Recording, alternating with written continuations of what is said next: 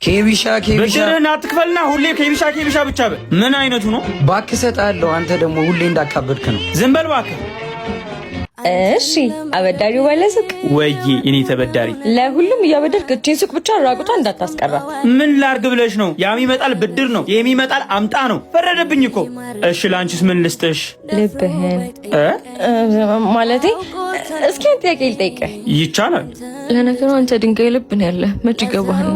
ልጠይቅህ እንጂ ዝም ልበላልሽኝ እንዴ? ፍቅር ከማይገባው ሰው ፍቅር ያዘኝ። ፍቅር የማይገባው ከሆነ አንቺ እንዴት አፈቀርሽው? ፍቅር ሰው ይመርጣል ብለህ ነው? የዘንድሮ ፍቅር ደግሞ ከፋራውና ከገገማው ጋር ነው ወስዶ ልጥፍ የሚያደርግ። ለነገሩ ቢቀርብሽ ይሻላል። የማይገባው ከሆነ አይንሽን አይቶ የማይረዳሽ ከሆነ ምንም አይጠቅምሽም። ትርፉ መቃጠል ነው።